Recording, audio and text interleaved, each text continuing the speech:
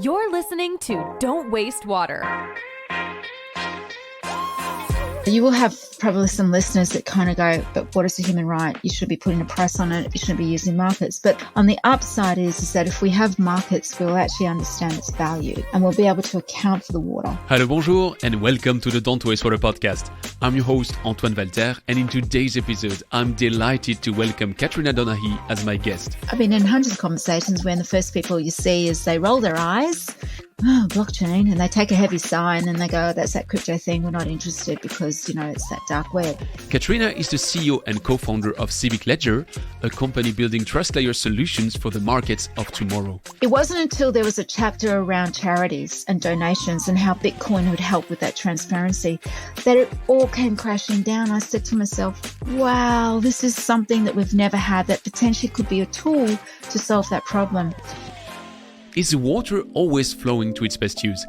Well, from groundwater management in California to our repeated failures to achieve SDG 6 through water trading in Australia, non-revenue water, or the perspective of water wars, I'd say we quite often answer that question on that microphone, and it rather was a no. Water is not always flowing to that said best use. Then there's this sentence attributed to Albert Einstein. Insanity is doing the same thing over and over and expecting different results. Turn it around and it says the following: if you're expecting different results, maybe try something new.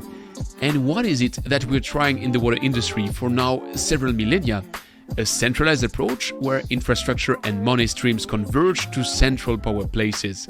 It can be centralized markets, centralized networks, or centralized industry players, but the keyword is obvious and it's centralized.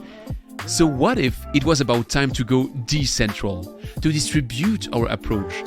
Well, if you recall, we've already explored that avenue when it comes to technologies with Epic Cleantech, Fluence, or Bossack, to name a few, and it looked promising. But do you recall Christopher Gasson's message last week? There are two global layers in the water industry: technology and finance. And can finance become decentral? Well, unless you've been living in a cave for the past decade, you've probably heard of blockchain and cryptocurrencies. Well, Katrina will take us in a minute through the fascinating and you'll see successful experiments of blockchain as a way to address a water market failure that runs worldwide into the hundreds of billions of dollars. We'll scratch the surface of the potential synergies it could unleash, and you might even start seeing NFTs as something else than pure speculation. But I'll stop spoiling for now and leave you with my usual yet crucial recommendation. If you like what you hear, please share that episode with at least 2 of your colleagues or friends. Spread the word, grab their phones, subscribe them to the podcast. They'll thank you when they'll find out about all the value they get for free from the amazing speakers I trick to come talking into my microphone every Wednesday. Please do it, and I'll meet you on the other side.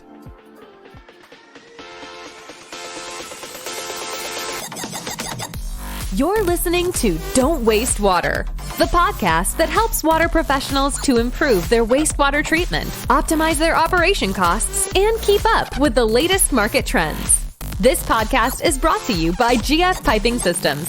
As a leading supplier of piping systems made of plastics and metal, GF Piping Systems is the global expert for the safe and reliable transportation of water, chemicals, and gas. For more information, visit gfps.com. Hi, Katrina. Welcome to the show. Thank you. I'm excited to have you today. Excited for many reasons, but one of them being that I was really looking for your area of expertise, and it took me a bit of travel around Google, and I'm really happy that, that I stumbled upon you. And we are going to discuss this element of stumbling upon because I think that's also part of your path. But let's start with a good old tradition. Can you send me a postcard about the place you're at and say me something about your place, which I would ignore by now? Good evening or good morning to all your listeners. My name is Katrina and I'm sitting in Brisbane in Queensland in Australia. So we have the Great Barrier Reef in Brisbane, but also importantly, we really embrace our traditional names of our cities. So for Brisbane in the Jagera language and the Turrbal language is Mianjin. So I'd like to pay my respects to the traditional owners to which the land I'm coming from, where I'm speaking from today, and also any First Nation listeners that you have listening to your podcast. I'd like to pay my respects to past, present and emerging leaders. So Brisbane is a really interesting place. It's a small city in the bottom of Queensland, on just above the New South Wales border. Famously held the Expo 88 way back then, but it's a beautiful city, subtropical, and a gateway to extraordinary beaches. And also we have Fraser Island just to our north, not too far away, which is the largest sand island on the planet. And it has beautiful freshwater lakes and things like that. So if you ever come to Australia, Fraser Island, you'll see dingoes, you'll learn a lot about the history of the island, but beautiful place to be. That's a thorough postcard, so thanks a lot. For this element of stumbling upon, actually, I just stealed it from you, and you didn't stumble upon, you struck upon blockchain. And that is going to be our deep dive in a minute. But right before we go into the deep dive, you've been working 20 years in the public and non-for-profit sectors. What's the link between that portion of your life and this element of blockchain? Yes, for my penance, I actually spent many years in government. I was fortunate enough to work in all levels of government in Australia.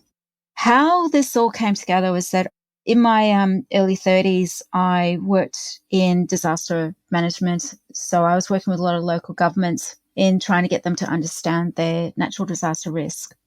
And one of the things I found quite interesting was, even though we were spending millions of dollars every year in giving funding to local governments to sort of map out their plans and their risks and all that sort of stuff, all of this really key information was never able to be shared with anybody else across departments or industries, verticals, or up and down government. And it's because when you do these processes, it's really about auditing, making sure the funding was used for the right way, but nobody really understands how to take the data out and make connections with it, or how to share it across other entities for them to take that information and adjust it into their own systems to get a better understanding of the full situation. And I see this over and over again. But I guess the turning point for me was my last paid job. And I would say paid job because obviously I'm at a startup that's been going for a little while now. But I was working in the non-for-profit sector, and, you know, when we donate to charities, we really want to know, where's the money going through? Where's it going? What's the traceability? Can I see it? And that was the thing that really struck me again, was that I was working in a really important charity doing great work, but I couldn't actually provide any mechanisms of transparency on how donations were being utilised, or any of those outcomes of that data. And so, you know, people who support the charities don't really have a window view into how charity dollars are used. And just a couple of other stories, but it led me to quitting my job. As you do, you sort of decide that you want to quit your job. And I was involved with another startup, and we were looking at a certain problem. But at the same time, this was 2015. This was around August, September 2015. And I don't know, some of your listeners might know the name that I'm just about to say, but because I'm an Aussie, but we had a guy called Craig Wright who was getting chased by the Australian Taxation Office. Now, Craig Wright now today has come out and said he's Satoshi Nakamoto, but that's for another podcast. But I was looking at all of this, and I kept on wondering why this thing called Bitcoin and things like that. And at that time I had little children, and I was in the library, their local library, and I found a book about Bitcoin.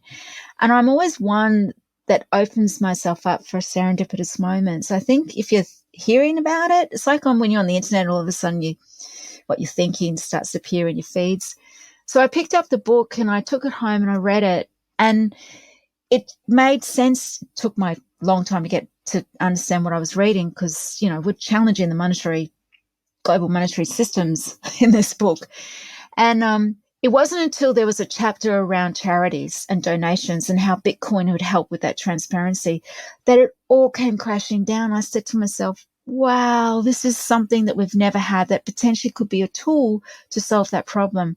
So I guess that was the first thing, that moment, read something, opened my mind up, made the connection, and then wanted to find everything I could about it. So the startup I was with at that time, we basically did this massive mind mapping experience and sort of mapped out the global ecosystem, which was very small back then. That's 2015? Yes, it was 2015. So 2015, you get to know Bitcoin. At that time, there's not much more around. I think Ethereum was created along the 2014. same. Yeah, Ethereum was just coming out in 2014, but it wasn't until 2015 that the white papers, and we started to see all the tiles getting put on the Ethereum website to sort of see what projects were coming up. A lot of them were in stealth mode. We now know why, because they were consensus as projects. But that led me to some other things, like obviously Twitter is a really great source to find people who are talking about the technology. And I found one particular person who really stood out, which was Leanne Kemp. And Leanne has a very similar, well, she comes from New Zealand like I do, but she's also an Aussie, New Zealander Aussie, lived in my area, and she moved over to London in 2015 to start her Everledger company because she knew that provenance was going to be a really big thing, particularly for precious things like diamonds. And I started following her on Twitter, and that led me learning more about what she was doing and me asking a lot more questions. And I found things that people like Vinay Gupta, Primavera De Filippi, who was the most incredible thought leader at that time. Primavera, and it makes me a little bit upset because she's actually one of the founding thought leaders bringing the blockchain analysis to a socioeconomic or a sociology or an economics perspective. She's an academic. She's gone back into academia. The last piece of the puzzle was April 2016. The Queensland government did the very first innovation summit, and Leanne turned up in person. So I'm sitting in the audience, so excited, listening to everything she had to say. And she was the only person on the stage talking about blockchain technology. All the other panelists talked, they were asked questions and they dismissed it and went, yeah, nah. But she was the only one person standing out there really proud and really excited and very distinct about this tech. She came off stage and I went up to her all excited, like a fangirl, and jumped out and said hello. And we had a bit of a chat, and I sort of had a whinge. I said, oh, Brisbane, doing nothing. And she just said to me, Katrina, you just need to do something. You don't need to wait for permission. If you have something that you want to do with this tech, don't wait, go. And that's when I joined the Bitcoin Brisbane meetup. And that is another chapter. But that was those moments. And I think it's when you pay attention, and that's the thing, you can either listen to it and say, nah, not going to listen to it, or you actually really open yourself up. And when you do open yourself up to these sort of things, the connections start to happen and things start to become much more, you start to make sense of it. If I fast forward to 2020 or 2022, actually, I'm not living in the past. So if I fast forward to 2022, today, when you discuss blockchain and Bitcoin, and you discuss that with the man on the road, it's about speculation, and sometimes it's up, sometimes it's down, but it's really like a financial good and almost a financial toy where you can just be playing around. There's much more in the world of blockchain, cryptocurrencies, but also NFTs and everything we hear around. And you're addressing a specific portion of that. My question here is, if you're promoting the use of blockchain for something, let's say, broader than these just financial tools or toys, what is the perception of the people you're talking with, this layman's like I might be? How do they react to that? Look, this is always a good question because we've seen over the years, when everything was really exciting and then it went into fear and uncertainty, doubt, and then we had the ICO and then we had the crypto winter and we had the bull run and all that sort of stuff. And obviously we had the first DAO back in 2016, which caused, another big change into the industry because Ethereum had to fork. Because of my background, having worked in government and working with multiple people and things like that, I've learned that you don't lean in with the tech. You don't talk about the technology because it confuffles people and then they lose sight of what you're actually saying. They sort of go off and their brains get all confused, and so they lose sight of hearing you.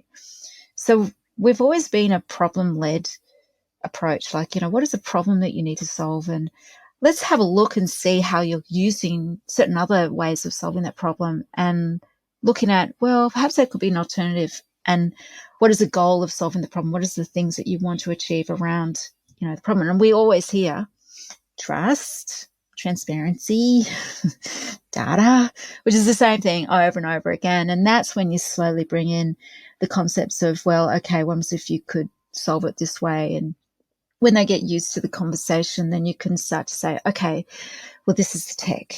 And then they go, right. So they're less inclined to react to you because we know this. We've seen it I've been in hundreds of conversations when the first people you see is they roll their eyes, oh, blockchain, and they take a heavy sigh and then they go, oh, that's that crypto thing. We're not interested because, it's that dark web. And what I've learned now is that's a typical reaction to someone who has not decided to go and self-educate. Because there's so much free stuff on the internet to go and learn about this stuff. You can go and listen to podcasts. You can go watch some YouTube. So as all things that are new, I was around when the first internet was born, email, mobile phones, go on and on and on. There will be a camp of people that will say, oh, we can't touch that because that's brand new. And there'll be a camp of people that are curious. And as we've learned through history, it's the ones that are curious that will actually drive it forward. And then slowly the ones that said no will go, perhaps I was wrong. I'm now ready to listen and ready to play. So you learn and you learn a lot. So you'd let them have their rant and you do a lot of nodding, keep your face smiling, and then you start to talk about different things. But yeah, it's the challenge in the past. When it was early days, everyone led with the code. So there were so many workshops, so many training sessions that popped up where people were asked to pay a lot of money, and then you had the coder standing in the front of the room and all they wanted to do was go under the hood. And if you're talking to people that deal with problems and strategy, they're not going to understand, throughput and hash rates and SHA-256 and blah, blah, blah, blah, blah. They just want to know, will it solve my problem? Tell me, why is this better? I'd like to dive into the actual application of your technology today, which is a bit of a leapfrog towards the place in history where we are right now. You mentioned podcasts to get informed. Let me just shout out to a podcast which was very useful to me to prepare for that discussion. It's a podcast from Wondery in the US. It's called Business Wars. So that's the name of the podcast. And they did a series which they called Crypto Wars. And when you listen to that, it might be like they are battling each other, but really they made the history of cryptocurrencies, of blockchain. And really, if you're a layman like me, it helps you to just dig into it. By the way, you mentioned some terms which we might have to explain a bit, like when you're saying ICO, what is it? Oh, yes, the good old initial coin offering, which made people very rich, made people very poor, and a lot of startups don't exist anymore. So it's like going into the market, like for what for companies, you usually do this IPO, initial public offering, but the equivalent for currencies, cryptocurrencies. Yeah, it was. And the upside, what the ICOs did bring that wasn't, that IPOs don't do is they actually gave anybody access to investing. And, that's the whole point, is to ensure that anybody, obviously when the US was still making its mind up, because obviously China made ICOs illegal. And I remember being in San Francisco and being told I wasn't allowed to speak about ICOs or pull out a white paper, or else I would have got arrested. So it depends on each jurisdiction on how they're actually looking at it from a legal perspective. But ICOs, when they first started, because Ethereum, when Consensus founded Ethereum, Joe Lubin and Vitalik founded Consensus, Ethereum was an ICO. And I will tell your listeners that I think they were 10 cents to buy an ETH back all in those days. So, we have seen various, and, Hedera is an ICO. So we still see them happening, but they're not as shilly as what they used to be. And I'll say shilling as in shilling the coin. Pump and dump.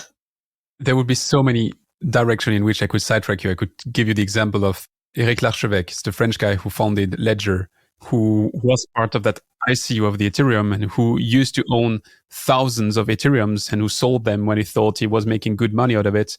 And would he have kept them, he would be a billionaire, which is nevertheless, but he would be twice a billionaire. Yeah, look, a lot of people have the shoulda, coulda, woulda, because, everyone says, coulda, shoulda, woulda. And we're like, yeah, well, you just move on. You just get into it whenever it is and make sure it's always a coulda, shoulda, woulda. That is, I would say, the part of blockchain and cryptocurrencies which we regularly hear about. And that's not the part I'm interested in right now in this discussion, because what you're doing is very different and I would say broader. And I wouldn't have expected to have a connection, but somehow it has a link with a discussion I had on that microphone with Scott Hamilton about water trading in Australia.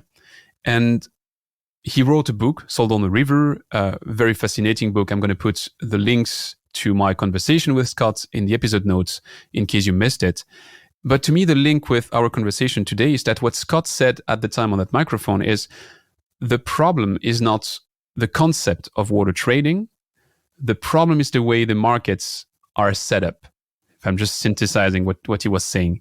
And you are proposing an alternative and a solution somehow to exactly that, and not just theoretically, because as we will be discussing a bit more in depth, you go into practical step and you will be rolling out your water ledger solution.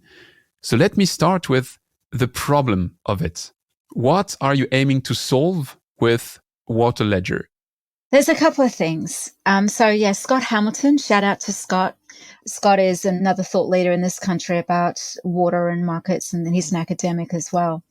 So on a very high level, the problems that we are solving, which is systemic across all different markets across the globe, whether it be gold or monetary markets, but information asymmetry and opacity. Water markets in Australia are highly complex and very complicated. And the problem is that they've been built up over time with very complex regulation. And as a result, farmers, they use brokers or go to private exchanges to either put their water up for sale or to actually look for water to buy. But the problem is that there's privileged information in the markets. So not everybody has the same information at the same time for them to have a rational decision. So as a result, there's a lot of assumptions that the markets are manipulated. So what we have is a lack of confidence and a lack of trust in the markets. And the problem with that is that, you know, you will have probably some listeners that kind of go, but what is a human right? You should be putting a price on it. You shouldn't be using markets. But on the upside is that if we have markets, we'll actually understand its value and we'll be able to account for the water. So water markets are an important mechanism to ensure that we're able to not only manage water as a public good, but also ensure we understand its economic value and also in the future state around cultural value as well. So the most important pieces of information, like in any market that you need for it to be rational, is often missing. Things like price. What's the last traded price of that water in that particular water scheme? And also, what is the authority, the property rights associated with those water, but also trade history and liquidity of the markets. We do have water markets that operate in a private sector sense, like we have, and I'm not endorsing these brands, but I'm just going to sort of let you know who they are. So we do have Waterfine from Adelaide. So Waterfine's one of our oldest sort of marketplaces. They've been around for about 20 years, but you know, he's owned by Tom. Tom owns Waterfine. So all the data that gets associated with the trading is in his ownership. We have Royal Co and Water Exchange, and Water Exchange is the tech, and Royal Co is a white label, uses Water Exchange in their white label. And there's another one called H2XO, which is owned by Expansive, which is a US company. So those are our four major exchanges. And then you have mid-tier exchanges or mid-tier companies.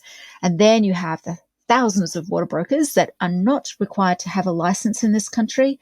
So they're not regulated, they're not on a registry, and often they also have water rights. So if they're actually being a broker, they get inside information on how much water is to be valued at. And then you have the multitude of water registries that are operated by the regulators. So we have 5 states in Australia that operate those registries. They are not interoperable. And none of the proprietary owned water exchanges are interoperable. So you can put your water on multiple markets and you could sell it 5 times over, and nobody's going to know until the regulator or the operator have to do the reconciliation of accounts. Accounts is an important word, which we'll talk a little bit about later. And then I can talk about the 350 water products, because water is not fungible. Water is not a financial product. It's highly regulated. And it's all these complexities that have happened over years that have now created a really problem in the water markets in Australia, whereby we have a lot of antagonistic, a lot of lack of trust and a lack of confidence. And when water markets are not optimized, water is not optimized. So it's not going to its highest value use, and we can't measure its economic outcome. And as a result, water sits there and evaporates. So you really need to make sure that water markets are highly efficient and effective to ensure that not every drop is wasted. And we account for every drop. And that's the difference. I guess that's how we take the approach, is that we don't actually, yes, we build with blockchain technology, but we don't own the infrastructure to which we build our water markets on. It's owned by the participants. So that's a very different proposition to how the proprietary water markets work, where individuals will own the water markets, they'll own the data.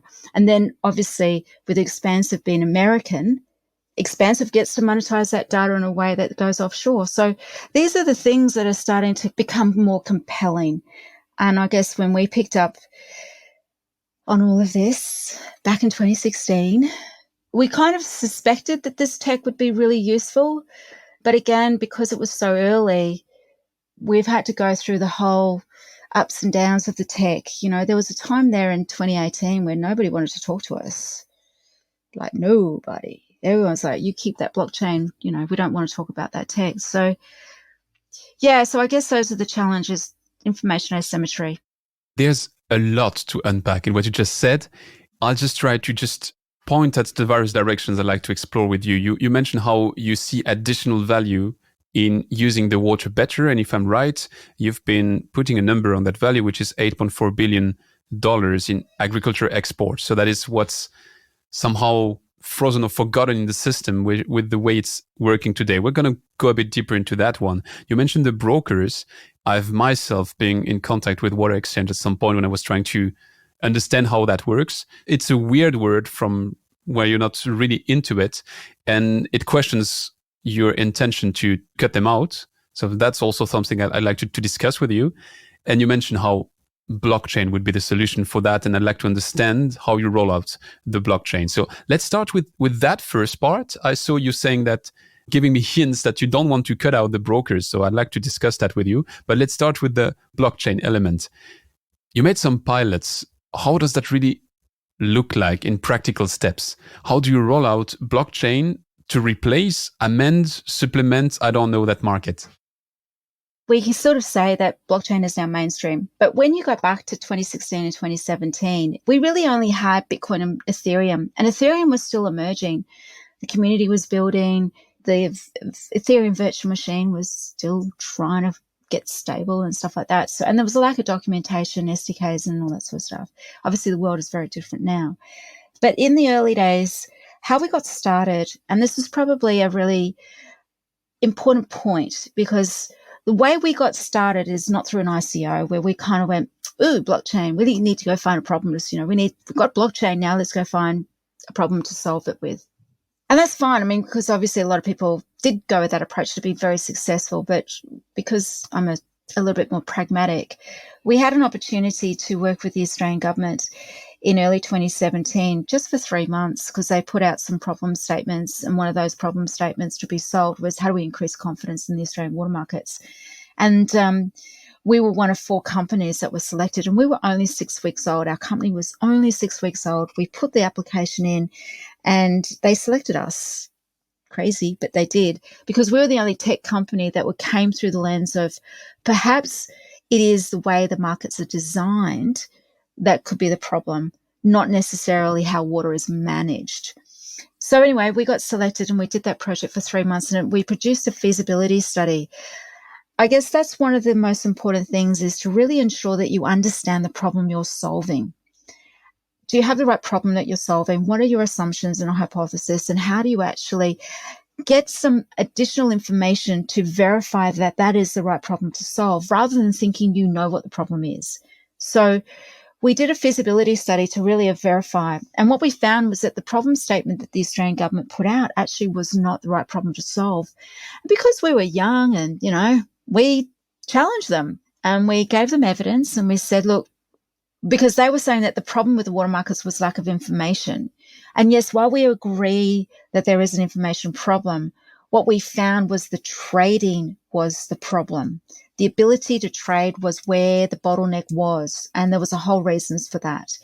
And once we got consent from the Australian government to alter our problem statement and verify our hypothesis and everything, they said, okay, go ahead and continue doing the feasibility study and we'll see where we get to the end. But the other 3 participants stuck with the same problem. They didn't challenge it, just because we're a bit different. So we put together the feasibility study, and I want to make sure to everyone is that we did look at, obviously, ERC20s, which are the standards for tokenization. You know, we looked at tokenization, all that sort of stuff.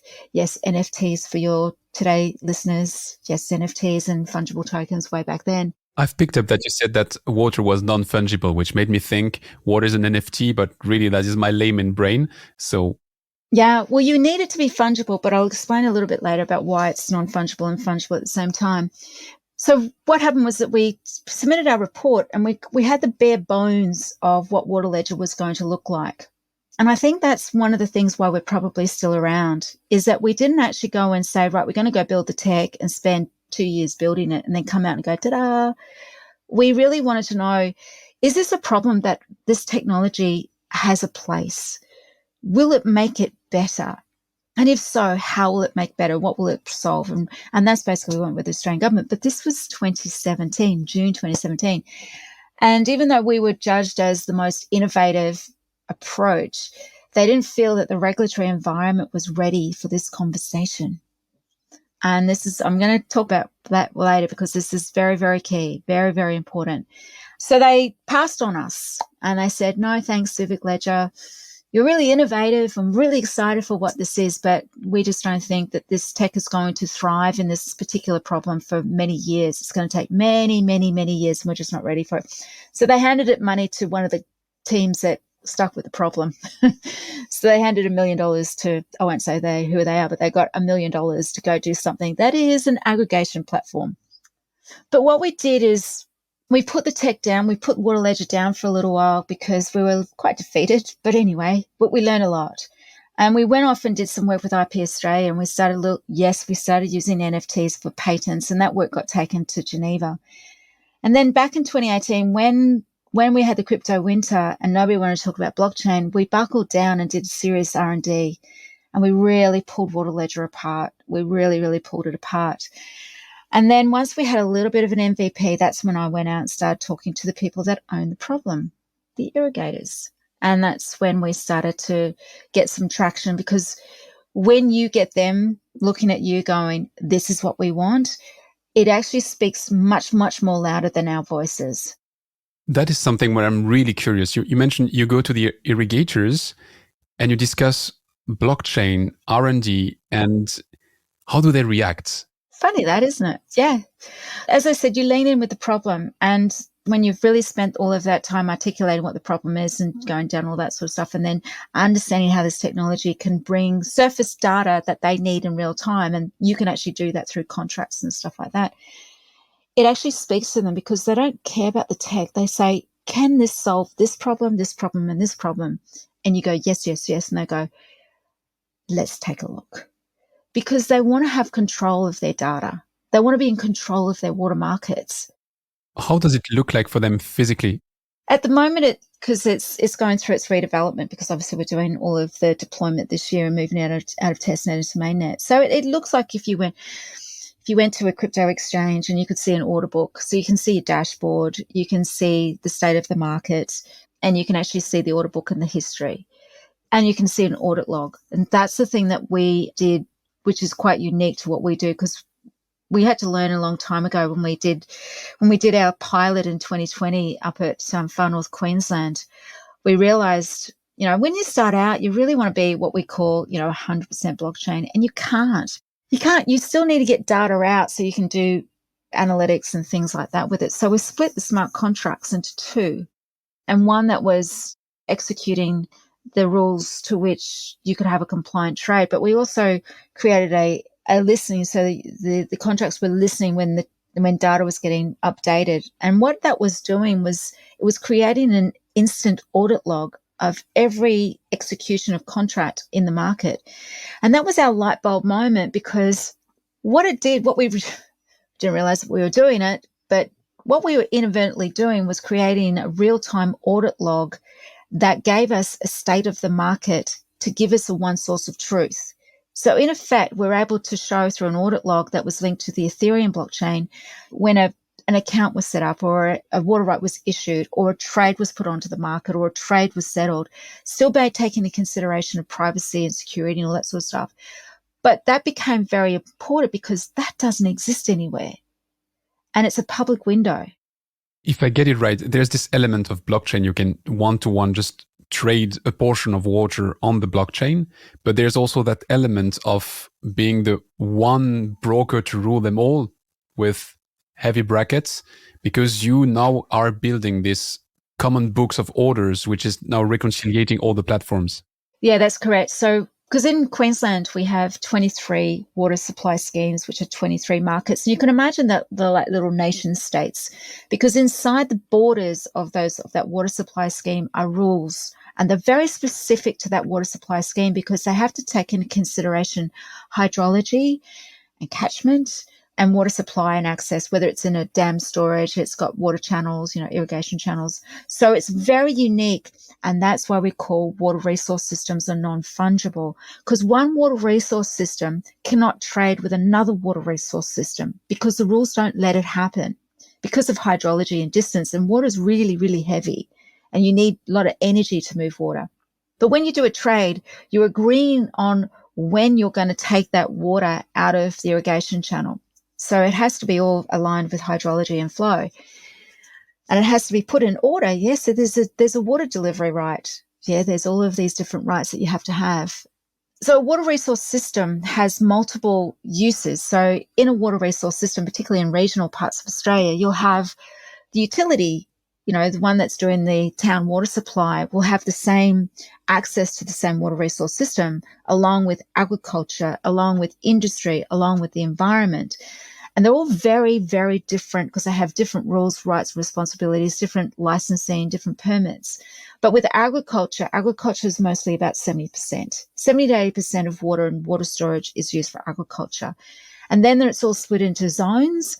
And then you have high priority water, you have low priority water, you have medium priority water, you have carryover water. And all of these are unique characteristics. And so because of the beauty of technology like blockchain allows us to codify the rules, we can actually tokenize an entire water resource system, which is the supply, and create through water wallets. The demand is mirrored in those water wallets around people's allocations. But every water supply scheme globally needs to have a sustainable yield. So you think California doesn't really have a sustainable yield anymore because they've got more water right holders with an allocation that exceeds the sustainable water levels in the catchments to which those agriculture farmers are extracting. So nobody wants to go to the regulator and say, hey, I need to do a trade, because they'll look at their water right and go, just going to change that because we don't have enough water anymore. So we're able to use accounting, the old-fashioned accounting, but we use triple entry bookkeeping rather than double entry because triple is the blockchain. So we can actually create a relationship between an entire water supply system and tokenize every megaliter and assure that whoever has allocations in their wallets cannot exceed the sustainable yield of that water supply. And that is a very different step change on how water markets are operated today. Which leads me to two questions. The first is, you mentioned hydrology. Is it something which somehow comes into play in your system? Good question. So this is the important question. So if you've got any engineers, obviously your background, but when you have a conversation with your engineers in water who build water infrastructure, can you ask them to create a digital twin? That would be amazing. We don't have sensors. We don't have IoT. And what the water market needs is to read data from meters and sensors to get an understanding of flow. Because if we understand flow, we can actually codify and say, look, if the water is moving this flow with this volume, you can deliver that water. So yes, the trade can occur. If it's low flow or dry, then the water can't get there fast enough. So then there's a challenge with the trade actually being approved by the water operator. So if we had interoperability with the water delivery infrastructure, yes, that would be amazing. But that again is still emerging in the water industry because they take their time with technology. They want to take their time with digital transformation. Don't talk to me about that. Yeah, look, it just makes me crazy because it's so sensical. You need to have, we do a digital twin of a water market, but a water market interoperates with delivery infrastructure. And we know that governments all around the world spend billions of dollars on water infrastructure, storage, channels, dams. And then they go to the agriculture market, forgot the water market. Well, we better go get that sorted out. And it's done in the wrong way. I would say your limit to that extent is that it's not all the countries in the world which have water markets, which limits a bit the water industry output of developing that. Well, good. Again, it's very important because this is, again, we see voluntary markets like you have voluntary carbon markets and voluntary nature markets. So we do have voluntary markets where communities do agree because, agriculture farmers will get together and they'll agree on how they're going to share their water. But you are right. There are countries where formalized water markets don't exist because the whole idea of putting a price on water is highly political. When you start talking about water, what happens? It gets highly politicized. So everyone gets inertia. Oh, we can't make that decision. We can't do that because I'll lose my seat. But what we see, like we build water markets from the bottom up, and our ultimate goal through the world that we work in is to create community exchanges. So the water wallet, it gives you the ability to assert that you have a right or assert your allocation. And therefore, we can all agree that you have a right to be in the market and this is how much water you have. And then you can actually set up your own community exchanges. And you're still sitting within the regulatory world, but you don't have to ask permission from government to set yourself up. And then, because the data is transparent and there's an ability to share data back to the regulator and say, here, take the data and we can show you that we're being compliant to the regulation. That element is incredibly strong. I mean, I can give you the example of the conference I've given couple of weeks ago, which was to me the first occurrence to talk about you to a greater public. And the reaction I got after the conference, many, let's say, older generation people came to me and said, you're the useful idiot of capitalism and of the great capital, because water is like air when you start putting a price on it. And I can talk 2 hours to explain why it's nonsense, but there's things you can argue and things which are so entrenched in people's conviction that it's hard to debate it. Yeah, and you sort of ask the questions, who are you actually using water to grow food, to create an economic GDP for your nation? And if you're not, you need to step out of the conversation because you're not the one with the problem. The problem is for farmers and agriculture and industry who actually need water. And we know all verticals across the planet require water to grow, fashion, food, mining, industry, all require a water input. They need to get access to water. So it has to be incorporated into how they understand their business models or how they operate. And water must be key to that, but they need to understand its value and its price. There's a tropism. People look at what they drink, and what they drink is 1% of the 10% share which goes to municipalities. So it's nothing compared to what the agriculture is using. But why do we pay Coca-Cola when we go buy water? I'm going to go buy a bottle of water and it's going to cost me $4 and I'm cool with that. But don't ask a farmer to pay for water because it's unethical. It's a human right. It's like, what's the balance here? And that's the thing, is that I think sometimes people who do have an opinion, they're entitled to their opinion, but please go and speak to the people who actually have the problem, because they know that water is the most precious resource on the planet for them to do what they do and supply us food and keep us well and keep us clothed. So don't patronize them. Just go and really understand how water does need to have a price and to be sustained as a public good and a cultural value, but also understand its economic good, because without water, no industry on this planet would be able to make $1.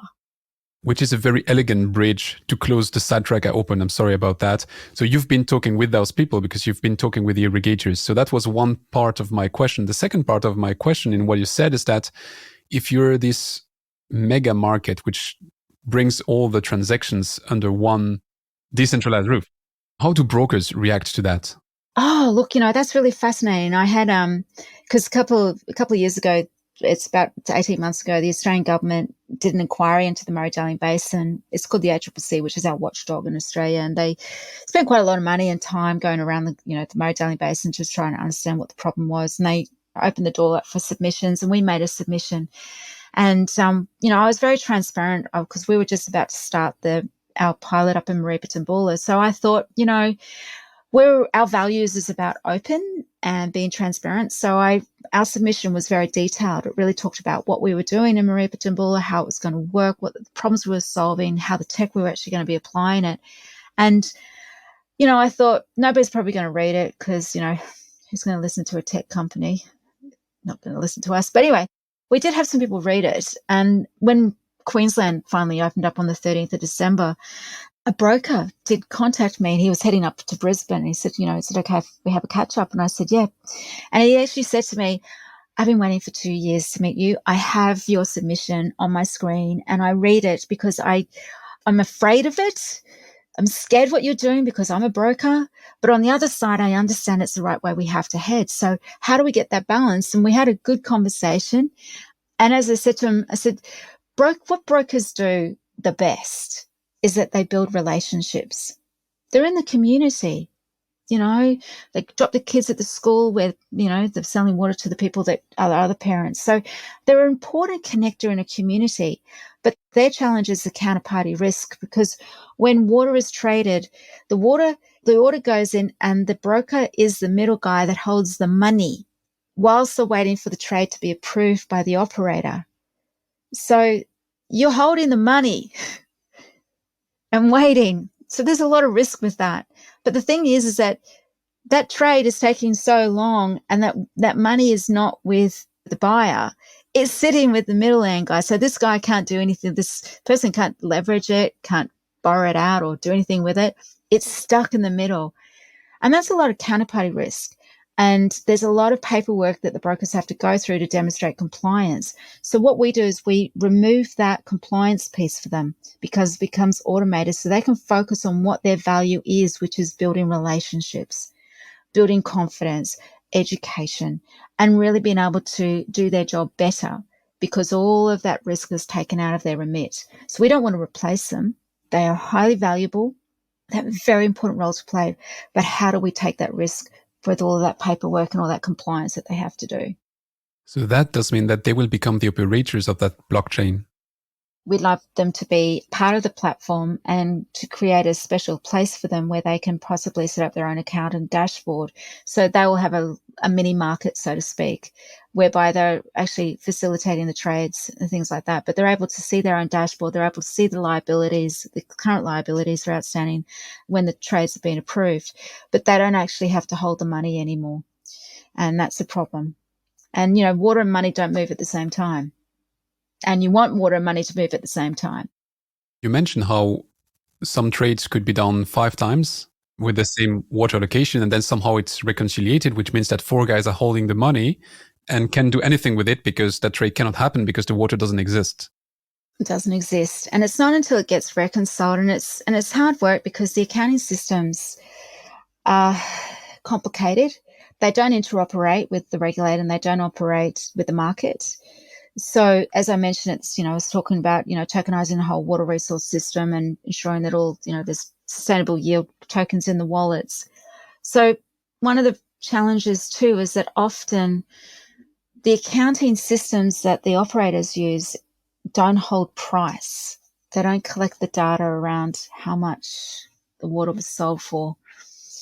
And that's a problem, because if you're missing that core piece, it's very difficult for irrigators to know how much they should be selling their water for. So what we see is a lot of zero value trades going through the system.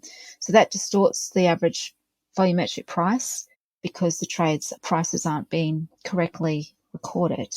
So again, we have a distortion of what actually is the true price of water in some locations. So there's a whole other area around that we're solving around water accounting. And we're leaning into obviously the Global Reporting Initiative and the CDP are core standards for water accounting. And then we have a water accounting framework that brings it into how we actually apply that into the sort of permissioning engine that we do around compliance and things like that. Katrina, to be very transparent with you, we're not even halfway through the number of topics I'd like to cover with you in that deep dive, but I have to be cautious of your time.